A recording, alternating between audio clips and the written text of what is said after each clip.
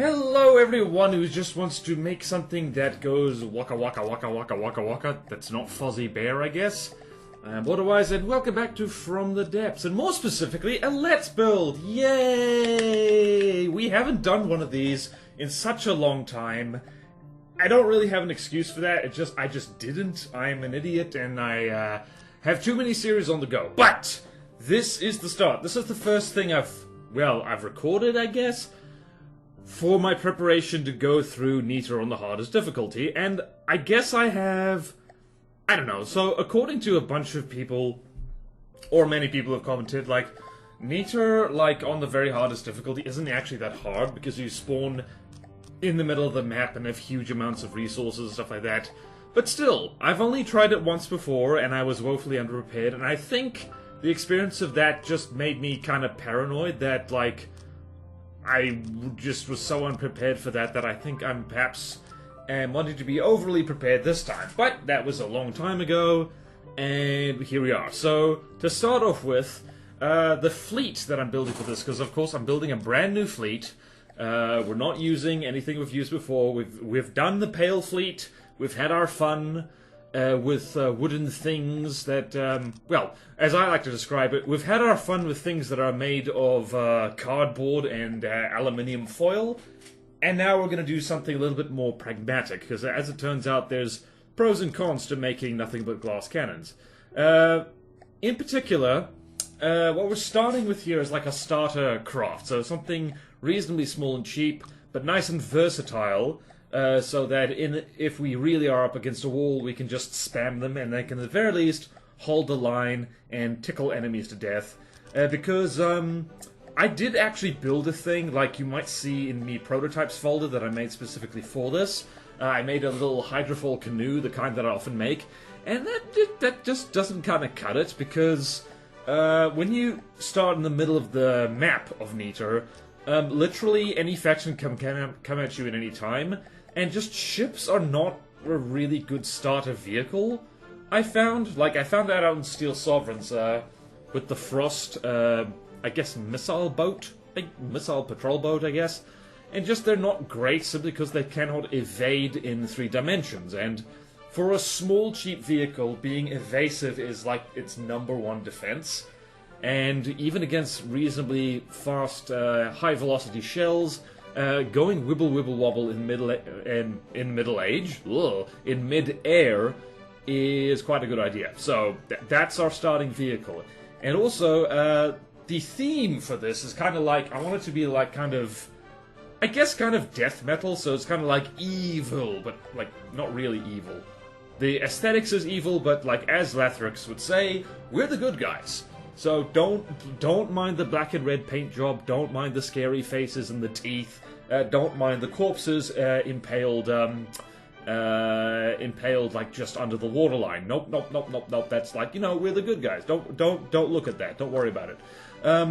We should probably talk about the actual building here. So, classic small craft building technique is like you've got to start from the inside out. So we started with a AI compartment, and you notice I did a thing where I just stuck detection on it briefly. That is the foolproof way, or at least the idiot-resistant way of figuring out how much general-purpose processing power you need, so you don't have to go back and try and squeeze more in there. And from there, we're using a lot of poles, stone poles. Why stone? Because, firstly, it's cheap. Secondly, it is fairly tough, it is fire-resistant and EMP-resistant, and poles, as per the armor testing videos, which are actually out by now, by the time you're watching this. If you haven't seen them, I was about to say treat yourself, but like mostly the treat there is me going like slightly insane from testing heat and hatch shells against armor schemes, which work incredibly well against them. Oh boy, so much counting. But what was I saying? Alright, so basically poles are actually decent armor, so the short version is that horizontal poles are actually pretty good. You just gotta remember to stick the odd real air gap in there, because otherwise heat's gonna be a problem for you. Potentially. As for the weaponry of this thing, so what we've got here, I was kind of thinking about, you know, using rail-assisted shells, but then I thought to myself, the whole point is cheap, and railgun bits and batteries are not cheap. So we're going with very gunpowder heavy shells. One of them, you might have spotted if you were fast, is a Sabot Frag, which is one of those shells that's just... It is probably the most general purpose APS shell I can think of. Just because it is the poor man's railgun shell in that it has good armor penetration to the point where it actually does things against heavy armor, and also counters slopes to a certain extent, because Sabot is actually pretty good against sloped armor. Well, it's better than just regular AP against sloped armor, I should say. The other one is AP Heat. Good old-fashioned AP Heat can just reach across that one extra layer of armor and pop something underneath it.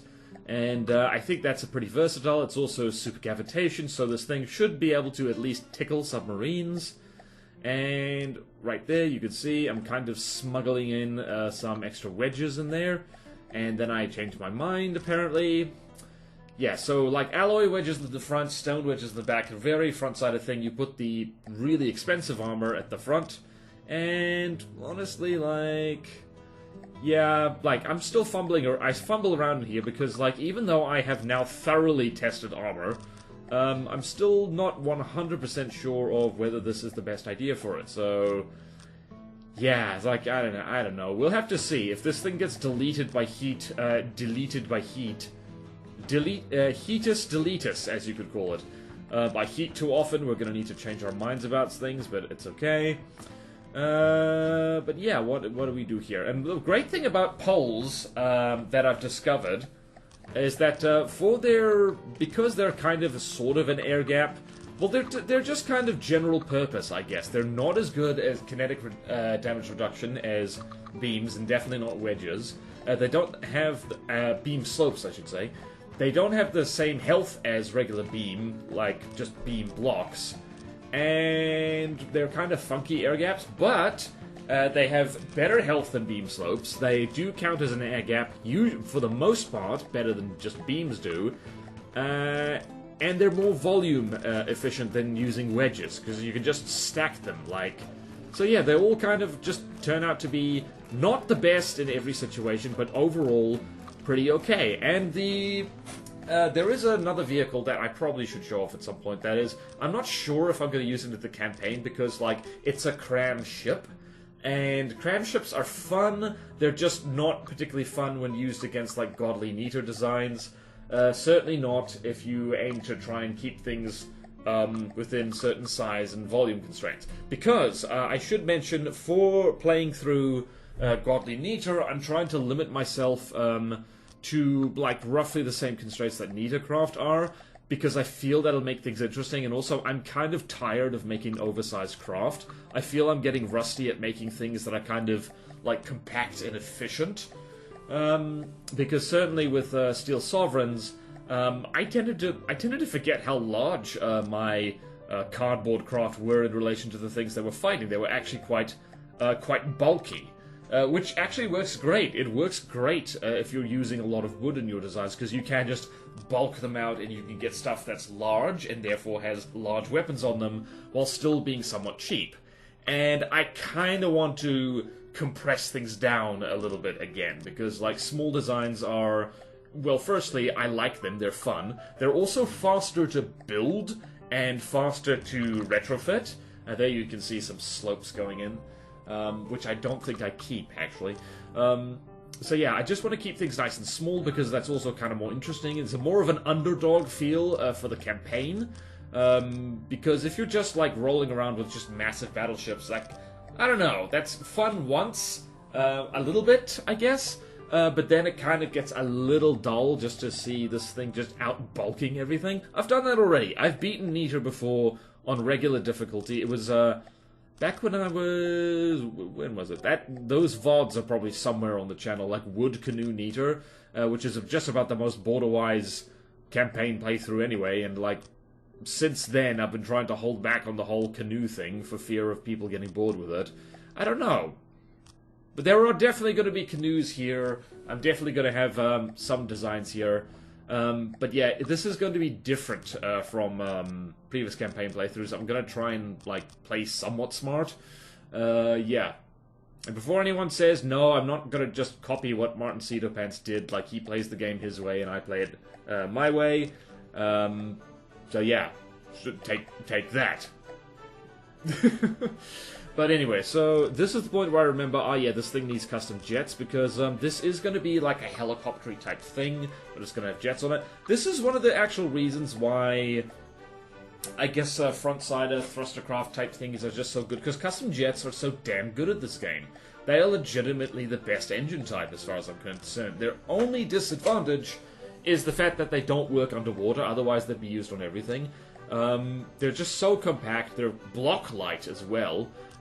They can double as propulsion and power/energy generation. It's just so good. It is so damn good.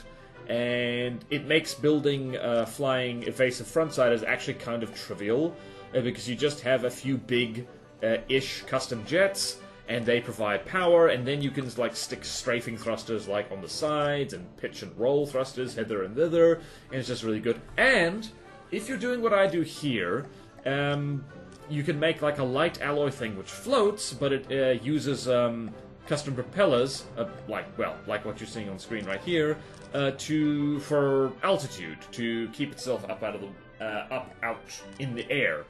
So yeah, this thing can water start if it accidentally spawns too low, and that's absolutely fantastic. And yeah, what you end up with is a kind of like funky sci-fi helicopter, which is great because I mentioned before the aesthetics of this, like black and red kind of metal kind of thing. There's definitely going to be references to metal bands hither and thither. Like, we definitely have to call one of these craft like Sabaton, and another one Blind Guardian, Nightwish. What's another one? I need to... what is... I don't actually know that many metal bands. I don't know. We could call one Ailstorm, assuming Ailstorm ever releases a good album again. Are people going to be mad at me for that? I hope not.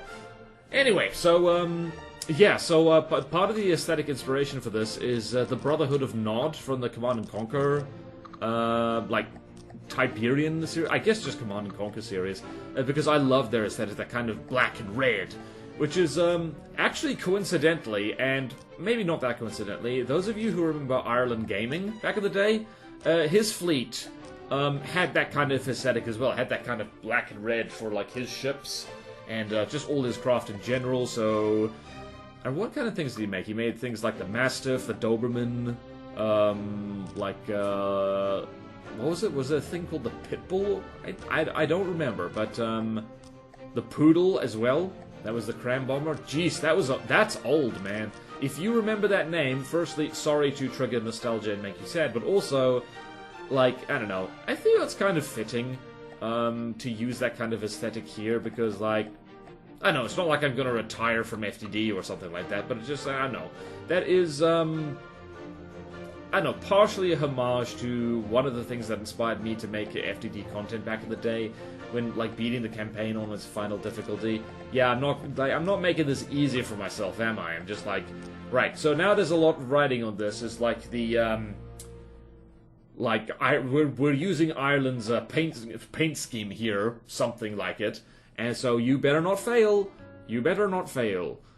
Speaking like, what else can we talk about here? So this is just fleshing things out a little bit and making sure that everything's... So one thing that I really like about this hull I ended up doing here, firstly, it's not incredibly canoe-shaped, but also, there's a little bit of room in the back, there's a little bit of empty space for us to add stuff if we need to, and we're going to, as well. So, yeah, this is the point where we figure out where the hell the rotor is supposed to go. You might have noticed that I was putting lead in the back there. That is specifically to balance this out.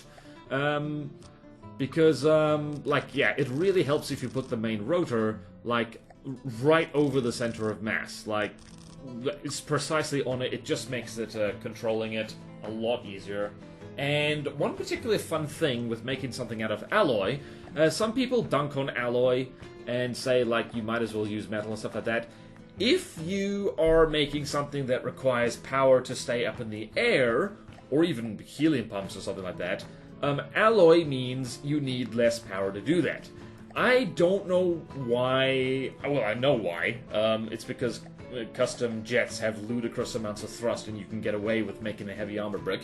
But I don't know why more people don't make, like, light, extra light and evasive and, like, kind of on the cheap side Frontsiders, because honestly, I think that works really well. Like, I don't think... There's not many Nita designs that kind of do that.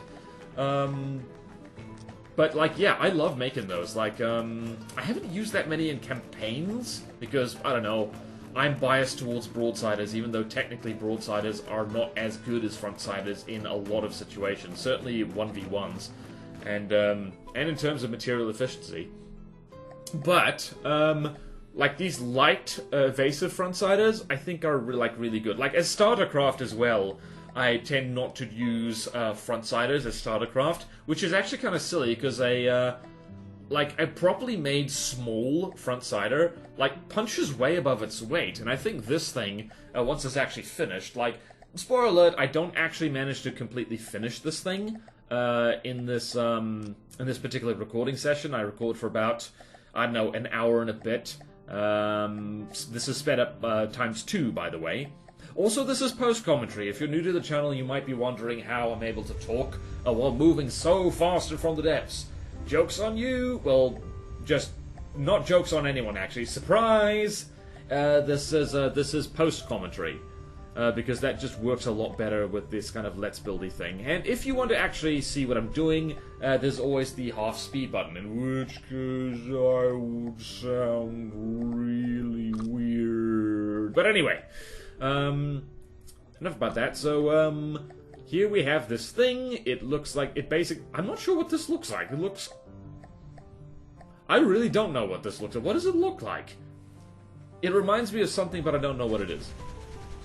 So, right there, we're tweaking the kind of things right there, and right there immediately, this is why we combat test people, is you definitely got to have a good pitch control for this thing. And one of the great things about building small craft is that the usual worries about, like,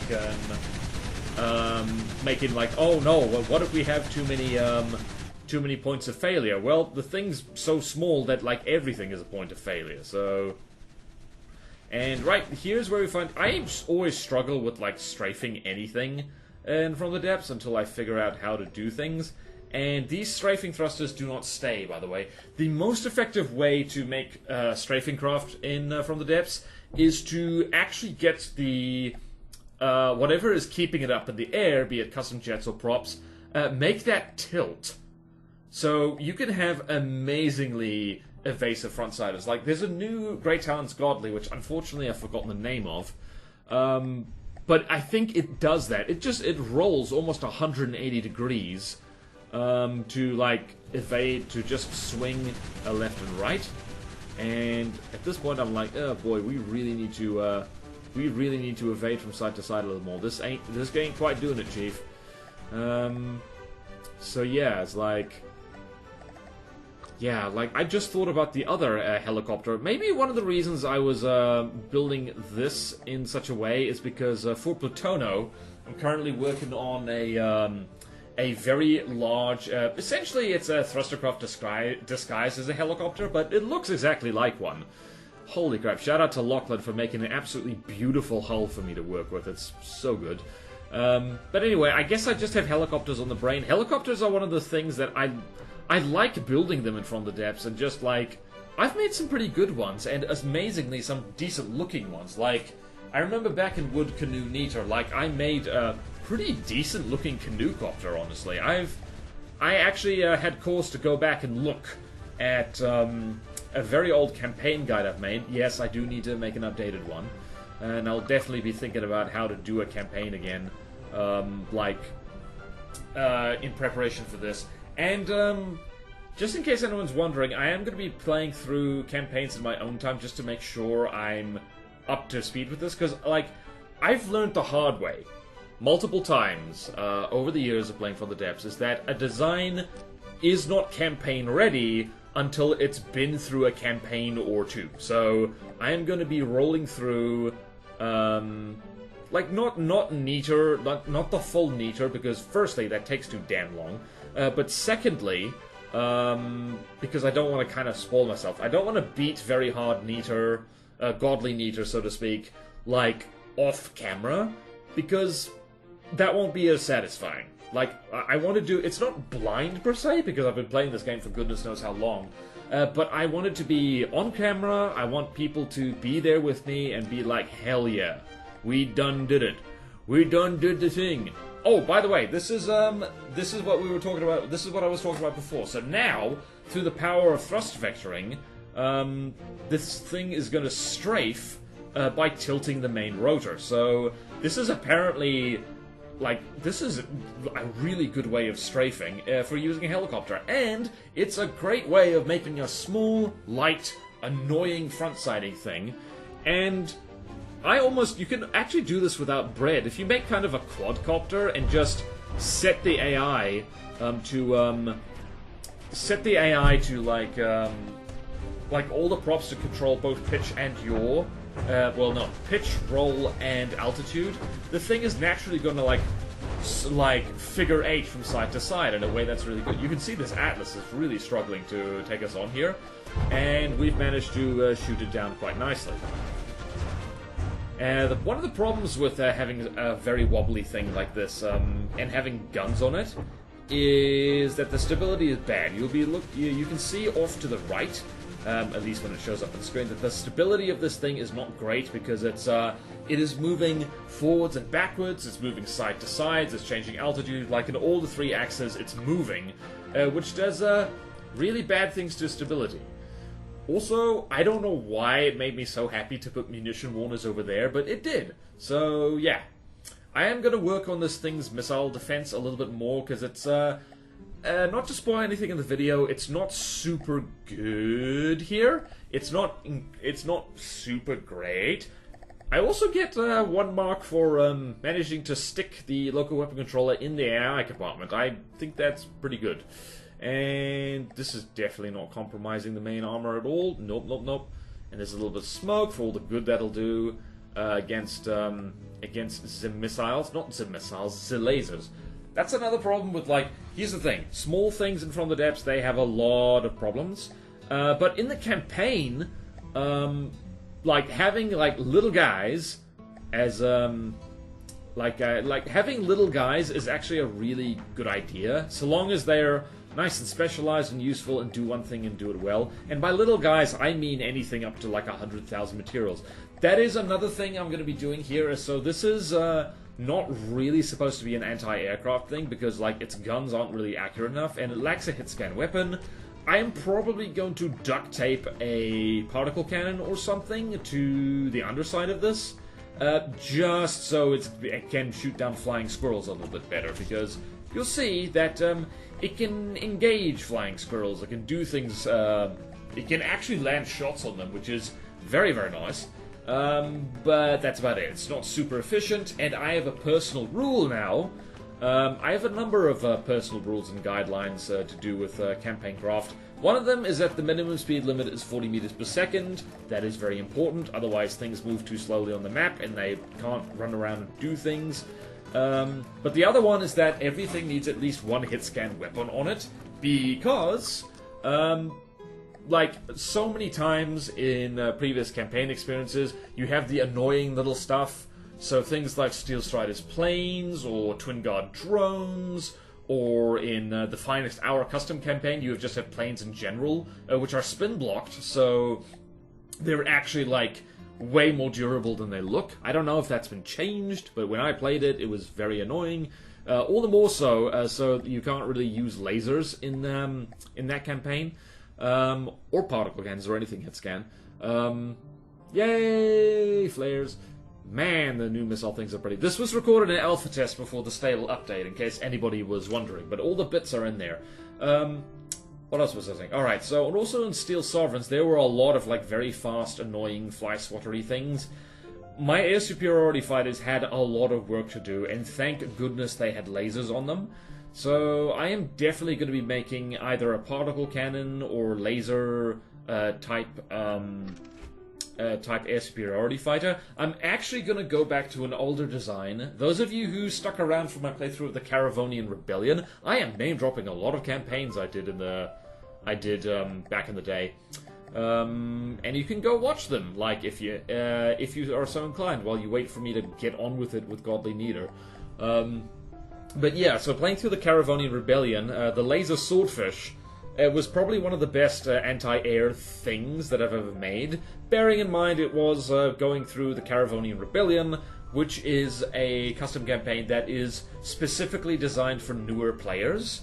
So the aircraft are not as scary as aircraft could get. It remains to be seen whether the laser swordfish could actually be helpful and neater. I personally think it could. It was quite large, though, is the thing. So how to make it smaller is the question. I think I was working over in the R&D section of this campaign folder on ways of doing it, and like that cockpit. Here's where like doing aesthetics as you go with a build is like actually really helpful for motivating you, because the moment I put that cockpit on there, I was like, yes, this is a winner. This is what we want. Right here, though, you can kind of see that we've got kind of issues with accuracy. It is landing shots on the dusters, but it is going to take a while because, like, well, this thing is actually, the stability actually swings wildly between, like, it swings wildly between, like, I don't know, very low and very high, so it's not actually that bad. You can imagine in packs, this particular heli is actually going to be pretty good. And it's like, the way it moves is so unpredictable, which is so nice. Like, it veers between, like, 0 stability and, like, almost 100%, which is, like, I don't know.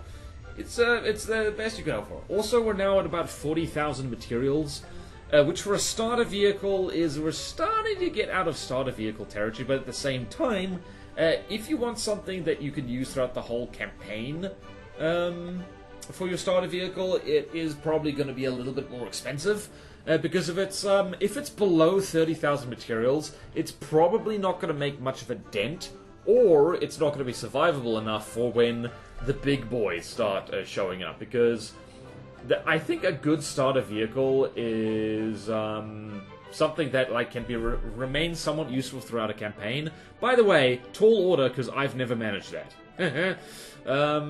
But yeah, that's why this thing has Sabot Frag on it, so it can at the very least tickle things that have heavy armor. What I'm trying to figure out here on screen right now, by the way, is how to make it so that the Frontsider distance, the distance that it saves from the enemy, changes depending on the target's volume. I might need to go back next time I work on this, because this isn't the last video on it, that's for sure, and tweak and just put some ACBs in there, or I can just figure it out in breadboard. What I should do is make it have two different behaviors. So one is close range and long range, because with big scary things, with like big anti-aircraft guns and stuff like that, will tear this thing to pieces. You want to keep your distance, and you want to go wibble wobble to dodge stuff. You can't see the hand motions I'm making, but I assure you it's very wibbly wobbly. But for smaller things like the flying squirrels, you need to be closer so you can actually hit the bloody things at all. So that is the plan, and I just looked at this, and you can imagine the dial-up noise, the old school just going in my head, and I just couldn't figure it out, and I said, screw it, we're not going to bother right now. And what do you do there? Alright, this is where I decide, like, apropos of nothing, you know what would be really cool? If we decorated the barrels a little bit. If we made it a little cooler. This is something I've started doing with my, my little things, because it's like barrels phase through blocks a lot anyway, so I just kind of, like, camouflage where the guns come out with, like, barrels, with just extra slopes and stuff like that. I think it's pretty neat. Anyway, this is kind of like a helicopter with two noses. It's like really weird. I can imagine the Brotherhood of Nod using this stuff. What's funny is that, like, I don't know, I guess the Brotherhood of Nod is kind of a problematic fave for me, because I'm not a huge fan of, like, well, cults, as you can imagine, as any sensible human being would, but the Brotherhood of Nod's aesthetic is just so cool. They're such fun bad guys, because, like, they are the bad guys. There's no argument about that. Like, Cain lives in death, and man, he's impossible to kill. No one talk about Command & Conquer 4. It's not real. It can't hurt you. But anyway, let's see here. What can we talk about? This, I end up really liking how I decorated the rotors here. Because, like, the default props, they don't look super great. So what I like to do is make them kind of, like, wider at the tips right there. Right there, it kind of looks like a blender. So making it look kind of sharp and having a bit of an edge to it. And right here is where I am a big fan of fake heli blades.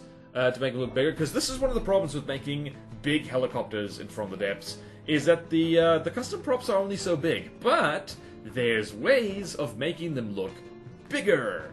And if you watch my streams on Twitch, and if you go check out the VOD channel of where those Twitch streams go, you'll see that I did the same thing for the gigantic heli that we're working on for the custom campaign. It has a completely fake main rotor, but it looks very convincing. It was actually fooling people in chat, and I'm so pleased that people looked at that thing and they did not realize that it's not a real helicopter.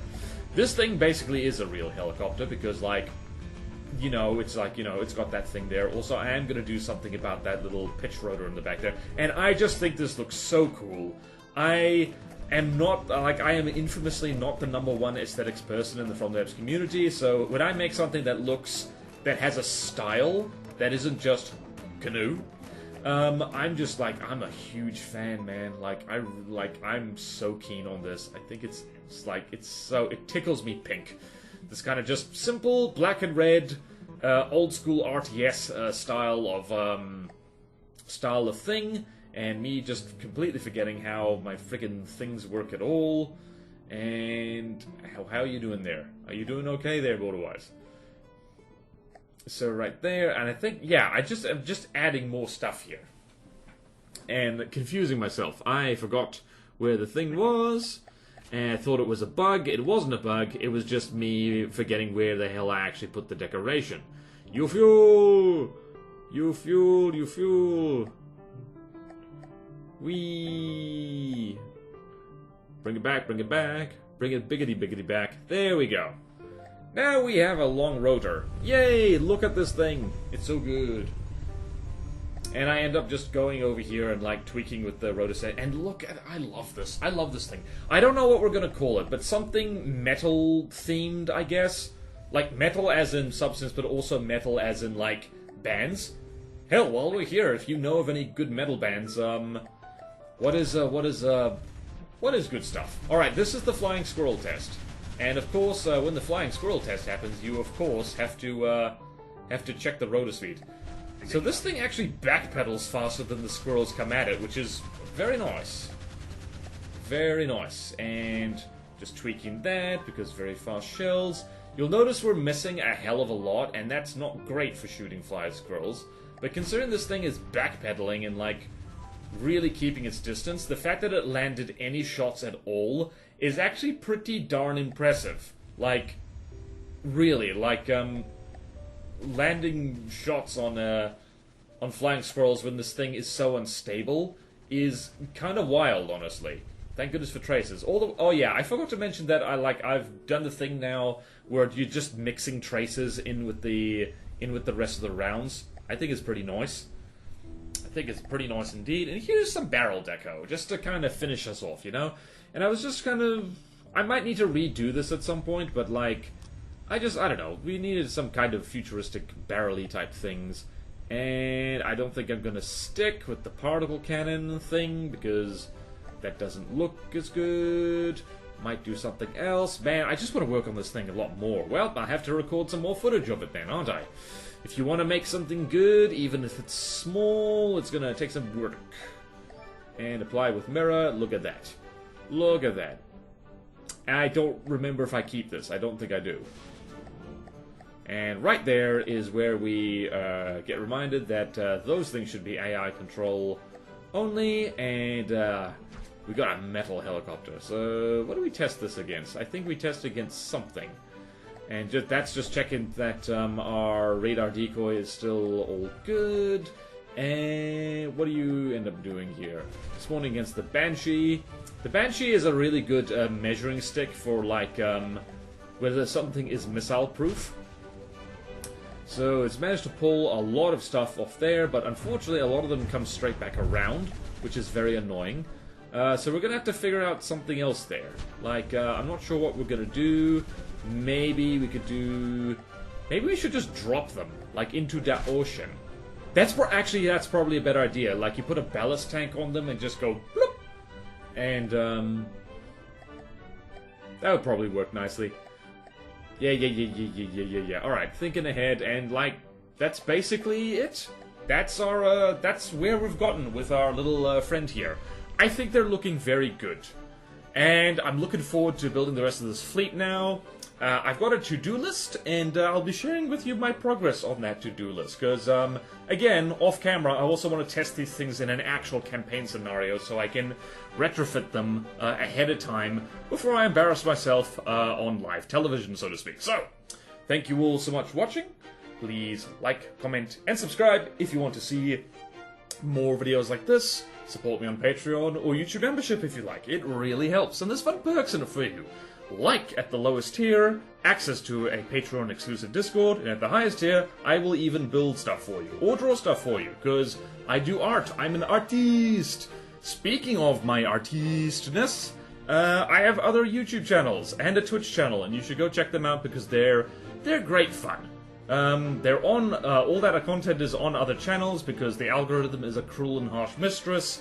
And this is basically just a From the Depths only channel because that's what the audience and the algorithm want, so yada yada yada. I'm rambling on now. Happy helicopter building if that's what you're doing as well, and if not, have a good one. Farewell.